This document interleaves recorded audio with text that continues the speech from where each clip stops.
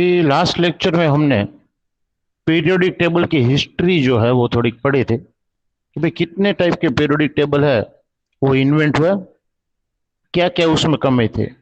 सबसे पहला जो शॉर्ट फॉर्म था पीरियोडिक टेबल का एकदम छोटा, वो जॉन डोब्रेनर नाम के साइंटिस्ट ने जो है वो सबसे पहले ये ख्याल दिया था, आइडिया दिया था। यार बराबर, कितने एलिमेंट्स थे उसमें?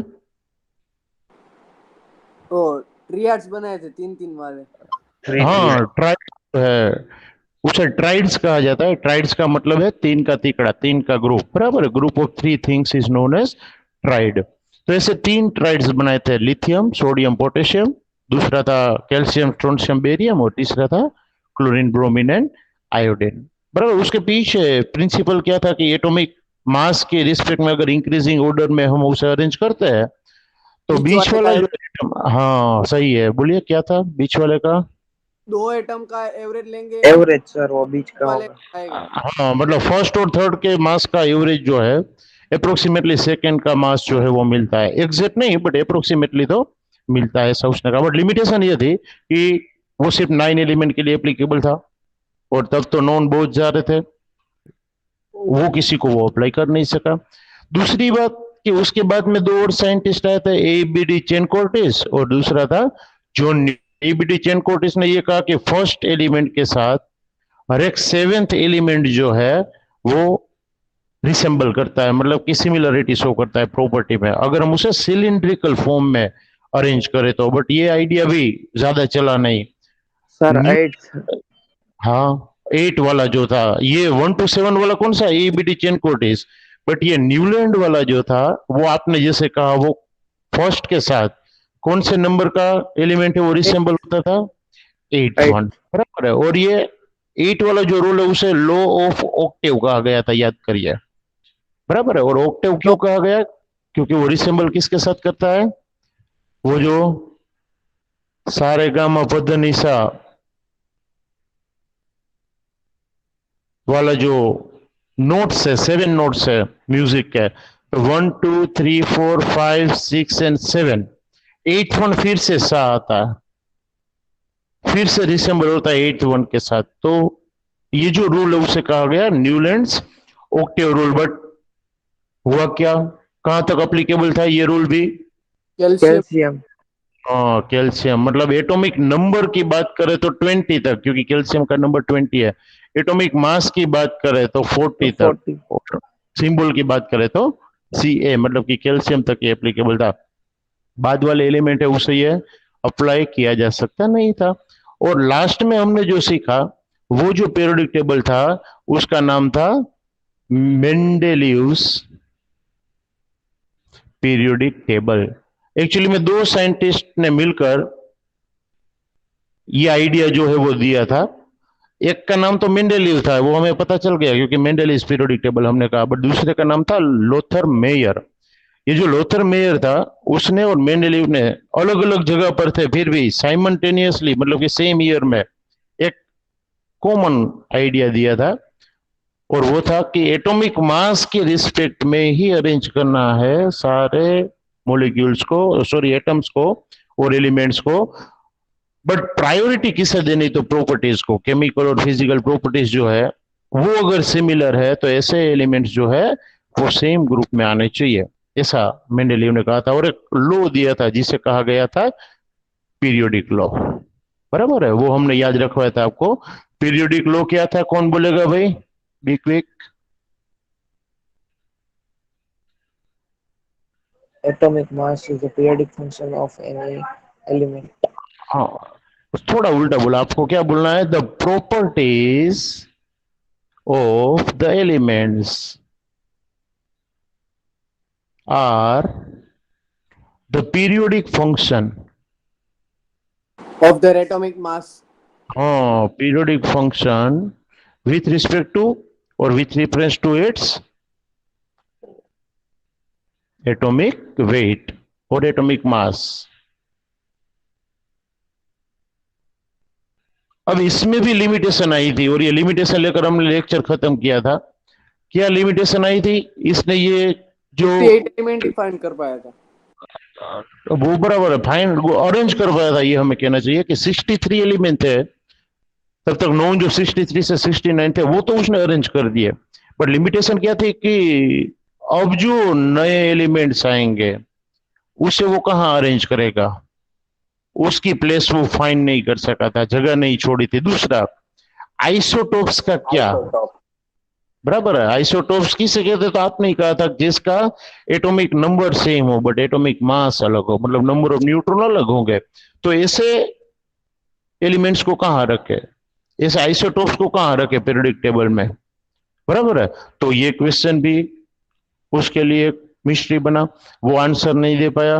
तो जब कोई क्वेश्चन बाकी रहता है, कोई लिमिटेशन होती है, तो नई नई इन्वेंशन होती रहती है, हमने ऐसा कहा था।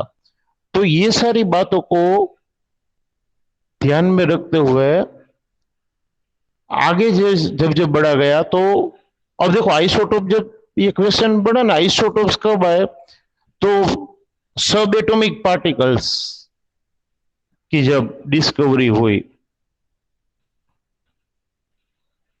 ये सब एटॉमिक पार्टिकल्स जब तक नहीं थे तब तक ये क्वेश्चंस नहीं थे, बट सब एटॉमिक पार्टिकल्स आए तो ज्यादा नॉलेज बढ़ा सबका, डीप में हम जा सके, स्ट्रक्चर समझ सके एटम के, उसके प्रॉपर्टीज के बारे में हम स्टडी कर सके। तो सब एटॉमिक पार्टिकल्स जैसे ही एस्टेब्लिश हुए, एक नया एरा शुरू हुआ, एक नई बिगिनिंग हुई पूरे एलिमेंटल फॉर्म्स की, अरेंजमेंट्स की।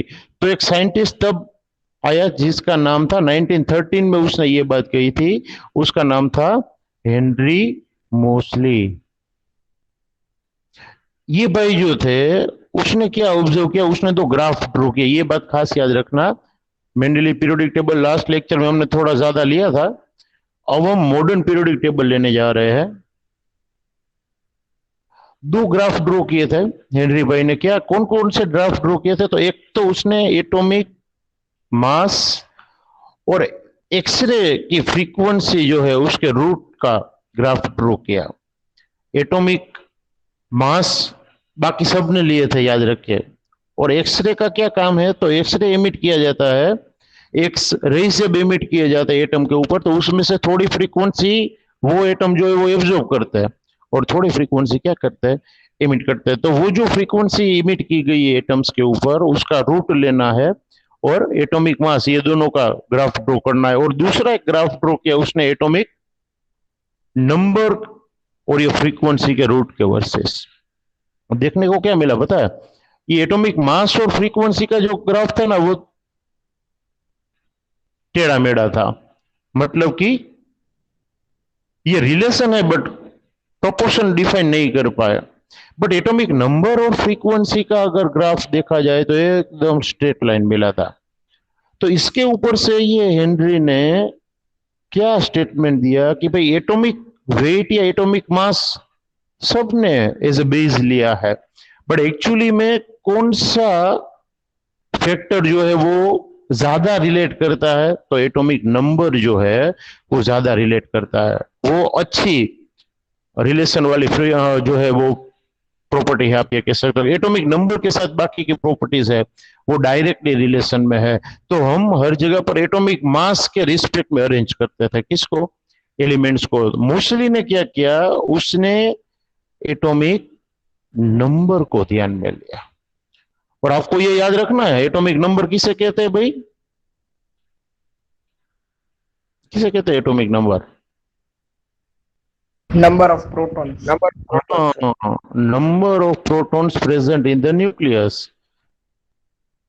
उसे हम वो एलिमेंट का एटॉमिक नंबर कहते हैं। तो एटॉमिक नंबर के हिसाब से अगर अरेंज किया जाए तो बाकी की प्रॉपर्टीज जो है वो अच्छी तरीके से ग्रेजुअली इंक्रीमेंट या ग्रेजुअली डिक्रीमेंट जो है वो शो करती है।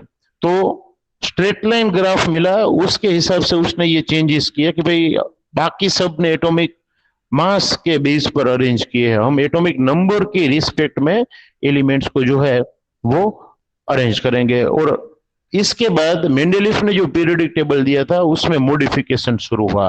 तो मेंडेलिव पीरियोडिक टेबल जो है उसका मॉडिफिकेशन किसने किया, तो हेनरी मोसले ने। उसने जो पीरियोडिक लॉ था मेंडेलिव का, उसे एक मॉडर्न टच दिया, थोड़ा चेंज किया, और उसे कहा जाता है मॉडर्न पीरियोडिक लॉ। क्या है मॉडर्न पीरियोडिक लॉ पता है? वो जो पीरियोडिक लॉ आपने अभी अभी लिखा ऊपर, दमित्री मेंडेलीव ने दिया था वो पीरियोडिक लॉ, उसमें एक ही वर्ड चेंज करना है। लास्ट वर्ड कौन सा था उसमें? एटॉमिक वेट या मास था। यहां पर आपको एटॉमिक नंबर लिखना है बस, तो वो पूरा लॉ चेंज हो गया। हम वहां पर लिखते थे ना प्रॉपर्टीज, और प्रॉपर्टीज दो तरीके की होती है, कौन सी? Physical as well as chemical.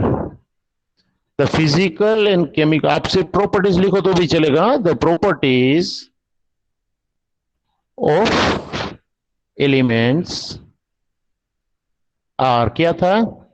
Periodic function of their. अब देखो वो वाले लॉ में आप एटॉमिक मास लिखते थे या वेट लिखते थे, यहां पर आपको लिखना है एटॉमिक नंबर। बस इतना ही फर्क है। ये वाला जो लास्ट वर्ड है वो चेंज होगा दोनों में। एक में एटॉमिक मास आता है तो वो सिर्फ पीरियोडिक लॉ है, एटॉमिक नंबर आता है तो वो मॉडर्न पीरियोडिक लॉ है, वो याद रखना है, बराबर है। और ये जो पीरियोडिक लॉ है एटॉमिक नंबर के रिस्पेक्ट में जो अरेंज हुआ पूरा का पूरा, तब तक नॉन, ये 1913 में पीरियोडिक टेबल का बेस जो है वो एस्टेब्लिश हुआ, तब तक नॉन 94 नेचुरली अकरिंग जो कंपाउंड्स थे, कंपाउंड्स नहीं बट एलिमेंट्स थे, वो 94 के 94 एलिमेंट्स अरेंज कर दिए गए। अब देखो सारे एलिमेंट अरेंज हो जाए इसका मतलब क्या है कि ये प्रिंसिपल में कुछ दम है, बराबर है। पुराने वाले जितने भी पीरियोडिक टेबल्स थे उसमें कुछ ना कुछ रह जाता था, कुछ ना कुछ लिमिटेशंस थी, कोई नए एलिमेंट्स जो है वो अरेंज नहीं हो पाते थे। यहां पर क्या हुआ, जितने भी एलिमेंट तब तक एस्टेब्लिश हो चुके थे, डिस्कवर हो चुके थे, वो सारे के सारे यहां पर अरेंज हो गए, अगर एटॉमिक नंबर के हिसाब से और प्रॉपर्टी के हिसाब से अरेंज किया गया तो। और इससे फायदा क्या हुआ कि नए आने वाले एलिमेंट्स को कैसे अरेंज किया जाए वो भी फंडा इसने दिया।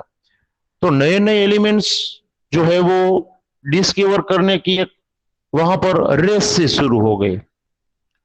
तो ये रेसिंग जो शुरू हुई उसमें कई सारे एलिमेंट्स मिले, और वो मेन मेड एलिमेंट थे। ये तो नेचुरली अकरिंग की बात हमने की, मेन मेड एलिमेंट्स जो है मतलब कि सिंथेटिक एलिमेंट्स जो है लेबोरेटरी में बनाए गए एलिमेंट्स जो है वो भी लेबोरेटरी में बनाए गए, ये याद रखिए। और उसमें से नेपच्यूनियम, प्लूटोनियम, ऐसे कई सारे एलिमेंट्स जो है जो लेबोरेटरी में सिंथेसाइज किए गए, और उसको भी पीरियोडिक टेबल में जो है वो कहीं ना कहीं जगह दी गई उसकी प्रॉपर्टीज और उसके एटॉमिक नंबर के हिसाब से, बराबर है। तो ये पीरियोडिक लॉ याद रखिए, और उसकी प्रॉपर्टीज जो है वो उसका एक फंक्शन है, ऐसा हमें याद रखना है। अब ये मॉडर्न पीरियोडिक टेबल जो है, अब देखो वर्ड आपको याद रखना है मॉडर्न पीरियोडिक टेबल, ये लेटेस्ट पीरियोडिक टेबल है। बाकी के जो पीरियोडिक टेबल्स थे उसकी कुछ ना कुछ कमियां थी, इसमें एक्सेप्शन है, याद रखिए, कमी नहीं है। एक्सेप्शंस का मतलब है कोई कोई एलिमेंट्स ऐसे है कि जिसकी अगर हम सीक्वेंस देखें, जिस बेस पर हमने उसे अरेंज की है, तो उसमें आगे पीछे होते हैं कोई कोई एलिमेंट्स, पर एटॉमिक नंबर तो सबका सीक्वेंस में ही आता है। इसने जो एक रेगुलरिटी दी है उस हिसाब से अरेंज करें तो सारे के सारे एलिमेंट्स जो है वो क्या हो जाते हैं, अच्छी तरीके से हम याद रख सके, उस तरीके से हम उसे अरेंज कर सकते हैं। और वही तो हमारा गोल था कि सभी की प्रॉपर्टी हम शॉर्ट में याद रख सके, ऐसा हमें फॉर्म चाहिए था। और ये मॉडर्न वर्जन जो मिला, मॉडर्न पीरियोडिक टेबल हमें मिला, उसका एक दूसरा नाम है long form of periodic table, क्योंकि ये सबसे लॉन्गेस्ट पीरियोडिक टेबल है। बाकी के पीरियोडिक टेबल जो है वो छोटे थे, बट मॉडर्न पीरियोडिक टेबल जो है वो बहुत लॉन्ग पीरियोडिक टेबल ऐसा कहा जाता है। अगर हम एक रफ डायग्राम ड्रॉ करें, बाद में उसका फिगर जो है, एक्चुअल फिगर जो है वो हम आपको दिखाते हैं, बट पहले ड्रॉ कैसे करना है वो याद रखना है, किस हिसाब से उसे क्लासिफाई किया गया वो भी हम देखेंगे, बट पहले ड्रॉ कैसे करना है। तो सबसे पहले केमिस्ट्री आपको हार्दिक सर पढ़ाते हैं और हिरेन सर पढ़ाते हैं, दोनों का एच याद रखना है, बराबर है। और हाफ एच याद रखना है, कैपिटल एच। अब देखो मैं थोड़ा ड्राइंग डिजिटल वे में कर रहा हूं तो इधर उधर होगा, बट ये एच जो ड्रॉ हुआ उसमें लेफ्ट हैंड साइड वाला जो हैंड है वो थोड़ा नेरो रखना है, और राइट हैंड साइड वाला जो हैंड है वो थोड़ा थिक रखना है। ये आधा एच हुआ, वो एच के नीचे का पोर्शन नहीं है कैपिटल एच का, बराबर है। अब क्या ड्रॉ करना है, ये एच के जो एजेस है वो पूरे करने हैं यहां पर। सेम ईयर हॉरिजेंटली भी हमें टच करवाना है। अब याद ये रखना है आपको कि नीचे जो बॉक्सेस बने उसमें 4 रोज आनी चाहिए। अब 4 रो ड्रॉ करनी है, मतलब 3 लाइन ड्रॉ करनी होगी, तो ऑटोमेटिकली 4 रो हो जाएगी। ये सेकेंड, ये थर्ड और फोर्थ, बराबर है। उसके ऊपर आपको 3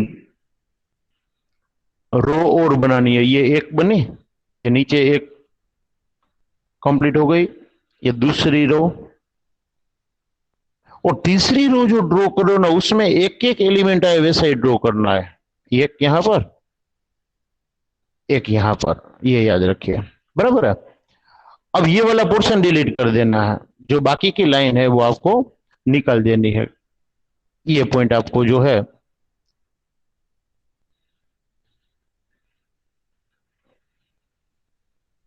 बराबर, इसमें शायद डिलीट नहीं होगा, बट यहां से कट कर देना है आपको। ये वाला पोर्शन जो है वो कट कर देना है, ऊपर वाला। तो पीरियोडिक टेबल का थोड़ा बहुत फॉर्मो हमारे सामने आ जाएगा। दूसरी बात ये याद रखनी है कि ये जो पोर्शन है इतना, उसे एस ब्लॉक कहा जाता है, मतलब एस ऑर्बिटल जिसमें लास्ट भरी जाती है आउटर मोस्ट, वो वाले एलिमेंट्स ये वाले ब्लॉक में आते हैं। यहां पर जो ब्लॉक दिख रहा है उसे पी ब्लॉक कहा जाता है, और बीच में जो ब्लॉक दिख रहा है उसे डी ब्लॉक कहा जाता है। और एफ के लिए नीचे सेपरेट लाइन होती है 2, यहां पर। क्यों, उसका डिस्कशन भी हम करेंगे, बट 2 लाइन है। ये सारी बातें हुई पीरियड की, कि भाई जो हॉरिजेंटल रोज है उसे पीरियड कहा जाता है। कितने, 1 2 3 4 5 6 7, इसे नहीं गिनना है क्योंकि ये यहां से बाहर निकाला हुआ टुकड़ा है, 6 और 7 का ही पार्ट है, ये याद रखिएगा। अब मुझे आप ये बताओ कि एस ऑर्बिटल में कितने इलेक्ट्रॉन आ सकते हैं, जरा याद करो, second chapter. 2 sir. Very good. तो यहां पर कॉलम भी 2 ड्रॉ करने, जितने इलेक्ट्रॉन उतनी कॉलम, याद रखिए। तो ये 2 कॉलम है, वो एस ब्लॉक के हर एक इलेक्ट्रॉन के लिए। पहला पहला इलेक्ट्रॉन आया है तो ये ग्रुप में, दूसरा दूसरा इलेक्ट्रॉन आया, ऐसे एलिमेंट है तो ये ग्रुप में। डी ऑर्बिटल है, उसमें कितने इलेक्ट्रॉन्स आ सकते हैं इन टोटल? पहले तो डी के टाइप 10 कितने वो मुझे, हाँ वेरी गुड, इलेक्ट्रॉन 10 आ सकते हैं। तो 9 लाइन ड्रॉ करनी होगी ना, 2 3 4 5 6 7 8 9। तो 1 2 3 4 5 6 7 8 9 10 बॉक्सेस हो गए, देखो। और ये जो राइट हैंड साइड, अब आपको पता चल गया पी में कितने इलेक्ट्रॉन्स आते हैं, तो मैं कितनी लाइंस ड्रॉ करूंगा? 6, वेरी गुड। 5 लाइन ड्रॉ करेंगे तो 6 बॉक्सेस हो जाएंगे, 2 3 4 और 5। तो 1 2 3 4 5 6, अब टोटल कितने बॉक्सेस हुए आप देखो, टोटल कॉलम्स कितने हुए?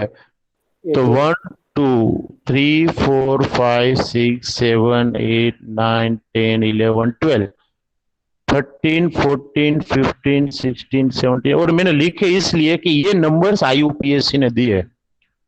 जब ये हेनरी ने इसे इन्वेंट किया तो उसने ये नंबर नहीं दिए थे। उस कैसे नाम दिए थे पता है? ये पहले ग्रुप को नाम दिया था 1A, दूसरे को नाम दिया था 2A, तीसरे को नाम दिया था 3A, इस तरीके से चला था 7A तक। बाद में ये 8 9 और 10 तीनों को कलेक्टिवली उसने नंबर दिया था 8।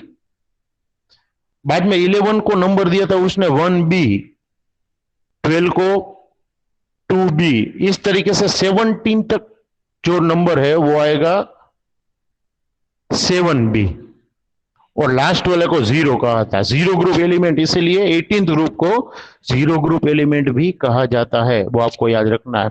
बट ये 1 to 18 कंटिन्यूअस नंबर किसने दिए, तो आपके दिमाग में होना चाहिए that numbers are denoted by International Union for Pure and Applied Chemistry, in short it is known as IUPAC। IUPAC का काम है हर एक केमिकल्स और उसके कंपाउंड्स के नाम को और उसकी आइडेंटिफिकेशन को एक यूनिफाई करना, यूनिफॉर्मालिटी देना, एक वे देना कि लोग उसे सही नाम से पहचाने, सही ढंग से पहचाने। तो वो ऐसे रूल्स बनाता है कि सारी चीजों को आप अच्छी तरीके से अरेंज कर पाओ। तो ये 18 ग्रुप्स है, और पीरियड्स कितने हुए थे भाई, तो 7। तो 18 ग्रुप मतलब बहुत सारे हैं, तो ये बहुत लंबा पीरियोडिक टेबल है, इसीलिए ये पीरियोडिक टेबल को longest form of periodic table कहा जाता है। बी रिमेंबर, आपको पूछा जाएगा how many groups are there, और vertical columns are known as groups, तो आपको आंसर देना है there are total 18 columns in modern periodic table. How many periods in the modern periodic table, तो कॉलम 18 है और पीरियड्स कितने हैं, 7 periods are there. There are total 7 periods. और बात रही ये F ब्लॉक एलिमेंट की, जो नीचे है, दो अलग कॉलम दिखा है। F ऑर्बिटल में कितने इलेक्ट्रॉन्स आते हैं, जरा बताओ मुझे टोटल। F के टाइप कितने, मुझे पहले ये बताओ चलो। 7 सर।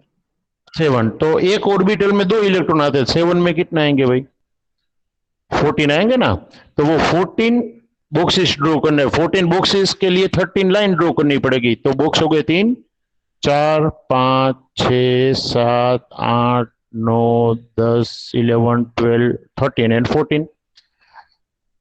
और ये पूरे 28 एलिमेंट्स के ग्रुप को F ब्लॉक कहा जाता है, क्योंकि इसमें ऐसे एलिमेंट्स है जिसमें लास्ट इलेक्ट्रॉन एंटर होता है F ऑर्बिटल में।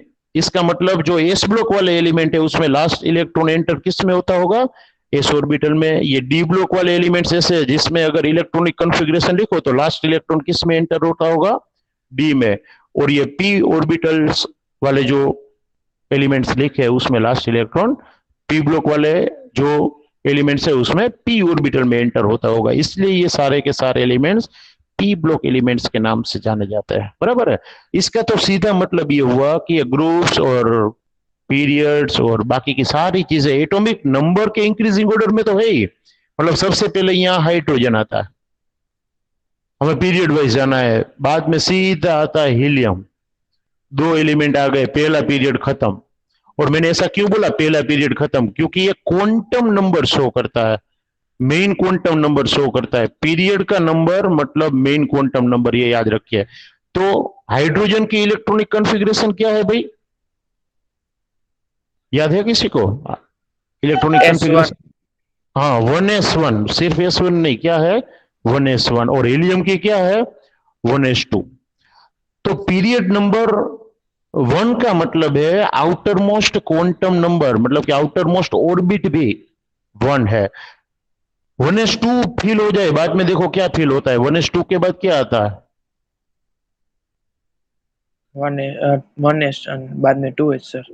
हाँ 2s आता है। 2s मतलब सेकंड क्वांटम नंबर शुरू हुआ, देखो 2 आया आगे, तो पीरियड भी सेकंड शुरू होता है। तो हाइड्रोजन हीलियम के बाद कौन आता है, लिथियम, बाद में आता है beryllium, boron, carbon, nitrogen, oxygen, fluorine and neon. और इसकी कॉन्फ़िगरेशन आप देखो तो लिथियम जो है वो 2s1 है, बेरिलियम जो है वो 2s2 है, बराबर है। बोरॉन जो है वो 2s2 2p1 है, बट 2 ही चल रहा है देखो। तो s में लास्ट इलेक्ट्रॉन एंटर हुए तो वो s ब्लॉक में थे, अब p में एंटर होना शुरू हुआ तो वो p ब्लॉक में आ गया, देखो ये सारे p वाला है। बाद में 2s2 2p2 आएगा, 2s2 2p3 आएगा, उस तरीके से 2s2 2p6 आएगा नियोन का, 2s2 2p6 आएगा।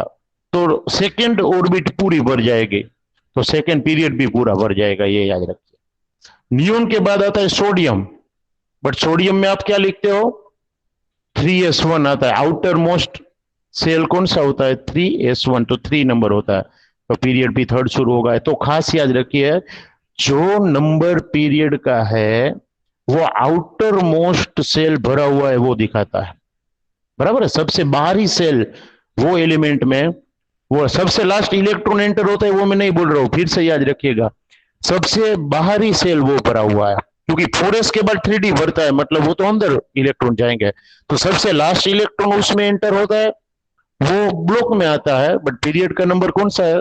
सबसे आउटर मोस्ट ऑर्बिट जो भरी हुई है वो उसका मेन क्वांटम नंबर है, वो उसके पीरियड का भी नंबर है, वो याद रखिए।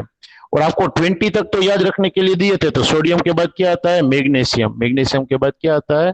Aluminium, silicon, phosphorus, sulphur, chlorine और आर्गन। आर्गन के, हाँ, आर्गन के बाद क्या आता है? पोटेशियम। पोटेशियम के बाद कैल्शियम। इतना तो सबको याद है। अब डी ब्लॉक शुरू होता है, उसमें क्या आता है? Scandium, titanium, vanadium, chromium, manganese, iron आएगा ना, मैंगनीज के बाद आयरन, कोबाल्ट, निकल, कॉपर एंड जिंक, बराबर है। बाद में ये एल्यूमिनियम के नीचे कौन आता है? हमने लास्ट लेक्चर में कुछ कहा था, एका एल्यूमिनियम की जगह कौन आया? हाँ, गैलियम। बाद में कौन आया? सिलिकॉन की जगह पर जर्मेनियम आया, बराबर है। आर्सेनिक। इस तरीके से आपने आधा पीरियोडिक टेबल तो भर दिया, देखो आप अगर ध्यान से देखते हो तो, बराबर है। तो चिंता नहीं करनी है, हम 12th खत्म होते होते पूरा पीरियोडिक टेबल जो है हमें लगभग लगभग याद रह जाएगा। और याद ना रहे तो भी चिंता नहीं, क्योंकि हमें ये सारी प्रॉपर्टी पता है अगर उसकी, तो वो कौन से ग्रुप में है वो देखकर हम उसकी प्रॉपर्टीज जो है वो वहां पर पता लगा सकते हैं। बट इसमें आपका वो फंडा भी क्लियर हो जाएगा जो लोअर स्टैंडर्ड में आप लिखते थे, इलेक्ट्रॉनिक कॉन्फ़िगरेशन। पहली ऑर्बिट में कितने इलेक्ट्रॉन लिखते थे, जरा याद करो? 2, बराबर है। तो ऐसा लिखते थे ना, 2, 8, 8, 18, 18, 32, ऐसा लिखते थे हम। वो इसलिए कि यहां पर 2 इलेक्ट्रॉन का फर्क है, तो 2 एलिमेंट्स आते हैं। बाद में 8, 8, ये दोनों में 18, 18। अब यहां पर तो 18 दिख रहे हैं 6 और 7 में, बट हमने लिखा है 32। वो इसलिए कि ये पूरा एफ ब्लॉक जो है वो यहां से निकाला गया, ये आता है बीच में यहां पर, बट उसकी प्रॉपर्टी वहां मैच नहीं होते थे। तो ये जो हेनरी मोसले था, उसके साथ 2 और साइंटिस्ट थे जिसने इसको मदद की थी मॉडर्न पीरियोडिक टेबल बनाने में। उसमें खुद मेंडेलीव था, क्योंकि उसके पीरियोडिक टेबल को ही ध्यान में लेते हुए ये मॉडिफाई हुआ था। तो मेंडेलीव, दूसरा था जे थॉमसन, और तीसरा था ये खुद हेनरी मोसले। तो ये जो तीनों साइंटिस्ट थे उसमें सबसे ज्यादा कंट्रीब्यूशन इसका था, क्योंकि इसने मेन चीज जो है वो डिफाइन की थी कि एटॉमिक नंबर के हिसाब से अरेंज करना है। बट तीनों ने मिलकर ये सारी चीजें एस्टेब्लिश की थी। तो उसका कहना यह था कि भाई प्रॉपर्टी मैच ना हो तो सेम ग्रुप में मत रखो, भले ही एटॉमिक नंबर में जंप आए यहां पर, बराबर है। तो ये जो चीज है यहां पर जो गैप आता है एटॉमिक नंबर में, आप पीरियोडिक टेबल को अगर ध्यान से देखो, देखो मैंने पीडीएफ रखी है, अगर इसमें डाउनलोड हो तो हम देखते हैं, ओपन करके दिखाता हो तो अगर आ जाए।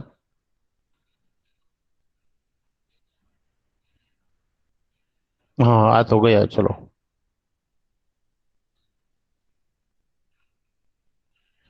आप ये पीरियोडिक टेबल को ध्यान से देखो भाई, मैंने जो पीरियोडिक टेबल ड्रॉ किया ना ये वैसा ही दिखेगा आपको,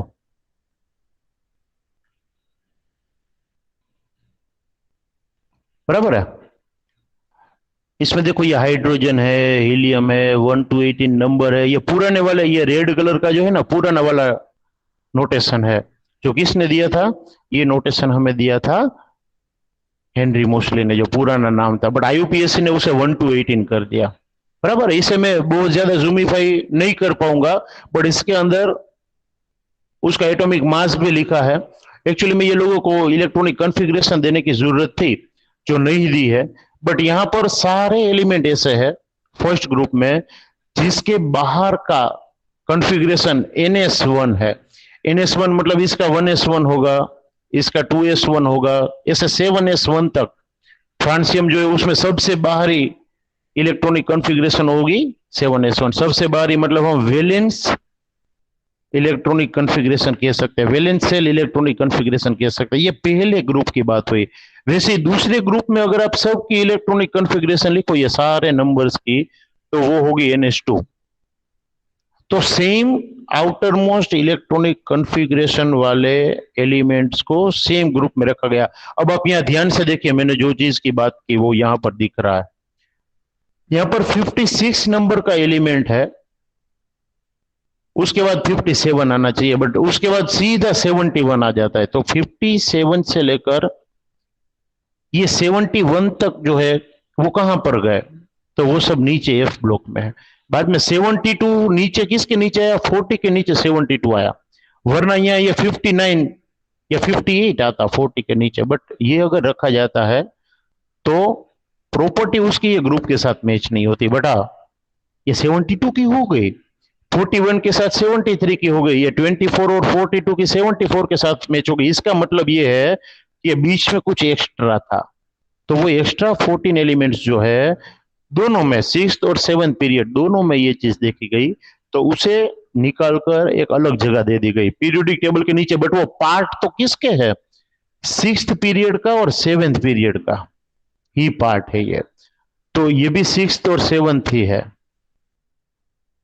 तो ये दोनों बीच में से निकाले हुए 14 एलिमेंट है, तो टोटल ये 32 एलिमेंट होते हैं। 55 से लेकर 86 तक आपको गिनना है, तो टोटल 32 एलिमेंट्स दोनों में आएंगे। बट बात यह 7th पीरियड जो है वो भी इनकम्प्लीटली फील्ड है। इनकम्प्लीटली फील्ड मतलब सारे एलिमेंट मिले नहीं है, नोन नहीं है। यहां 112 तक देखो कुछ स्पेसिफिक सिंबल्स दिखेंगे आपको, बट बाद में एक पर्टिकुलर पैटर्न मिलेगी, यूयूटी, यूयूक्यू, यूयूपी, ये क्या है, तो ये जो है वो IUPAC नोमेनक्लेचर है। ये जो ट्रेडिशनल नोमेनक्लेचर था वो नहीं है कि भाई जो रीजन में एलिमेंट मिला है उसका नाम दे दो, या जिस चीज के जैसा लगता है एलिमेंट उसका नाम दे दो, या जिस साइंटिस्ट ने उसे इन्वेंट किया है उसका नाम दे दो। पहले ये परंपरा चल रही थी, बराबर है। बट बाद में क्या हुआ कि एक तो एलिमेंट मिलना मुश्किल हो गया, ज्यादातर जो थे वो एस्टेब्लिश हो चुके थे, बराबर है। और कई बार तो क्या हुआ कि भाई ये जो एलिमेंट्स है ना यूरेनियम के बाद वाले सारे, मतलब नंबर 80 ये वाले, इसके बाद वाले सारे के सारे जो एलिमेंट्स है वो रेडियो एक्टिव थे। रेडियो एक्टिव का मतलब वो कुछ ना कुछ एनर्जी इमिट करते रहते थे कंटिन्यूअसली, तो वो माइक्रो सेकेंड्स के लिए भी कम स्टेबल मिले, मतलब रेयरली स्टेबल है वैसे मिलते हैं। सिंथेसाइज होने के बाद तुरंत वो क्या हो जाते थे, डिस्ट्रॉय हो जाते थे। तो उसकी प्रॉपर्टी प्रेडिक्ट करना मुश्किल था, स्टडी करना है वो मुश्किल था। तो उतने टाइम में अलग अलग कंट्री में मान लीजिए कि ऐसे एस्टेब्लिशमेंट हुआ है, सेम एलिमेंट मिला कहीं, तो कोई एक कंट्री ये कहता था कि भाई ये एलिमेंट को हम नाम देंगे, ये एलिमेंट हमने इन्वेंट किया या डिस्कवर किया है। दूसरा कंट्री ये कहता था कि ना हमने किया है, क्योंकि प्रॉपर्टी तो कोई अभी तक डिराइव नहीं कर पाया, और ऐसा हुआ भी। एक एलिमेंट था जिसका नंबर था 104, बराबर है। ये 104 नाम का जो एलिमेंट है वो जब डिस्कवर हुआ तो अमेरिका के जो साइंटिस्ट थे, अमेरिकन जो थे, उसने ये कहा कि हम इसे नाम देंगे रूथरफोर्डियम, क्योंकि हमने इन्वेंट किया। साइमल्टेनियसली रसिया के जो साइंटिस्ट थे, उसे तब सोवियत यूनियन कहा जाता था, तब उसे रसिया नहीं क्या कहा जाता था, सोवियत यूनियन। वो लोगों ने उसे कहा नहीं भाई हम नाम देंगे कुर्चाटेवियम, क्योंकि ये हमने इन्वेंट किया है। तो ये कुर्चाटोवियम या रूथरफोर्डियम क्या नाम दिया जाए, और बहस बहस में बात पहुंच जाती थी फाइटिंग तक, बैटल तक, लड़ाई तक। तो IUPAC तब बीच में आया। IUPAC ने ये सारा मामला हाथ में लिया और उसे कह दिया कि भाई जब तक कोई एलिमेंट की प्रॉपर्टी पूरी की पूरी एस्टेब्लिश ना हो जाए तब तक उसे हम टेम्पररी नाम देंगे, तब तक हम उसे टेम्पररी नोमेनक्लेचर प्रोवाइड करेंगे, और बाद में डिसाइड करेंगे कि कौन से साइंटिस्ट ने ज्यादा रोल प्ले किया इसकी इन्वेंशन में, या कौन सी कंट्री ने किया है। बाद में वो सारी कंट्री का ओपिनियन लेंगे, चुनाव करेंगे, और जो सपोज्ड नाम है उसमें से कोई एक का चुनाव वोटिंग के द्वारा करेंगे और बाद में वो नाम से वो एलिमेंट है वो जाना जाएगा। बट तब तक एक टेम्पररी मेथड उसने दी जो एटॉमिक नंबर के ऊपर बेस्ड है और एकदम मजा ऐसी मेथड है, आपको तुरंत याद रह जाएगी। This nomenclature method is purely based on atomic number. खास याद रखिए किसके ऊपर बेस्ड है? एटॉमिक नंबर के ऊपर। बराबर, एकदम शॉर्ट एंड स्वीट है। आपको सिर्फ 1 to 9 और 0 वाले नंबर का कोड याद रखना है और कोडिंग में तो आप लोगों को बहुत ज्यादा इंटरेस्ट है आज की पीढ़ी को, बराबर है। तो उसने आईयूपीएससी ने क्या कह दिया कि 0 से लेकर 9 तक एक कोड याद रखना है आपको, तो कोई बच्चा भी नाम दे सकेगा, ऐसी मेथड उसने दे दी। 0 to 9 नंबर को उसने कोड दे दिया। उसने कहा नेम लिखने के टाइम हम क्या लिखेंगे, अगर 0 है तो उसकी जगह हम लिखेंगे नील। नील का मतलब क्या होता है? कुछ नहीं, कुछ नहीं मतलब 0। 1 को हम कहेंगे यूनी का अन, बराबर, यूनी मतलब 1 होता है तो हम अन उसे कहेंगे, उसने ये कहा। 2 का मतलब होता है बाय, 3 का मतलब होता है ट्राई, 4 का मतलब होता है क्वाड, 5 का मतलब होता है पेंट, 6 का मतलब होता है हेक्स, हेक्सा मतलब 6 हमें पता है, बराबर है। 7 का मतलब होता है सेट, 8 का मतलब होता है ओक्ट, ओक्टा हम कहते हैं ना, और 9 को हम कहेंगे इन, ENN, इन, ऐसा उसने कहा। और उसे जब सिंबॉलिक लैंग्वेज में लिखना हो, जैसे बाकी के एलिमेंट को सिंबल देते हैं नाम के साथ साथ, तो अगर आपको सिंबल लिखने हैं तो सिंबल भी दिए, एब्रीवेशन उसे कहा जाता है। तो नील के लिए N मतलब 0 के लिए N, 1 के लिए U, 2 के लिए B, अब आपको पता है 3 के लिए क्या आएगा T, क्वाड के लिए क्या आएगा Q, पेंट के लिए क्या आएगा P, हिल्स के लिए क्या आएगा H। सबके पहले पहले आपको जो है वो अल्फाबेट्स लेने हैं और इन के लिए क्या आएगा E। बस इतना याद रह जाए ना तो आपको मेथड पता है। अब कैसे नाम देना एकदम इजी है। लास्ट आपको ये मेथड सिखा दूं तो आप कोई भी नाम दे सकते हो, नाम के ऊपर से नंबर लिख सकते हो। और ये मेथड 100 से ज्यादा एटॉमिक नंबर के लिए है, याद रखो। उसका रीजन ये है कि तब तक इतने एलिमेंट के नाम तो दिए जा चुके थे। 100 या 100 से ज्यादा नंबर वाले जो एलिमेंट है उसको ये मेथड अप्लाई की जाती है। मान लीजिए आपको ये 101 का नाम देना है, क्या है वो, तो आपको सिर्फ ये देखना है नेम क्या देना है और सिंबल क्या देना है, दोनों में सिखाता हूं आपको। सबसे पहले ये देखना है कि नंबर कौन सा है, तो नंबर कौन सा है 1, तो नाम क्या लिखोगे 1 के लिए आप भाई अन, और नाम लिखने के टाइम पहला अल्फाबेट कैपिटल बाकी सब स्मॉल अन। बाद में 0 के लिए क्या लिखोगे आप नील, तो अन नील, और 1 के लिए फिर से क्या आएगा अन, तो अन नील अन। और इतना नाम दे दे आप, तीनों डिजिट का नाम दे दो, बाद में कॉमन IUM लगाना ही है आपको। सारे नाम के पीछे क्या लगाना है IUM, तो एक पूरा नाम हो गया देखो अन नील अनियम, ये 101 का नाम हो गया। अब नंबर कैसे देने, तो बस ये तीनों के एब्रीविएशंस लिख दो।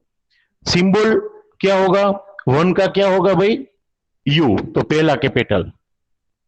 0 का क्या होगा N, और फिर से 1 का क्या होगा U, ये उसका सिंबल प्रिपेयर हो गया। अब मुझे कोई ये बताएगा 112 का नाम क्या लिखोगे आप लोग, 1 को क्या कहोगे मुझे बताओ। अनबायम। वेरी गुड, एकदम सही आपने नाम दिया। देखो 1 का मतलब अन, दूसरा भी 1 तो दूसरा भी अन, और 2 का मतलब है बाई, और IUM तो कॉमन लगाना ही है, तो ये नाम हो गया अन बायम।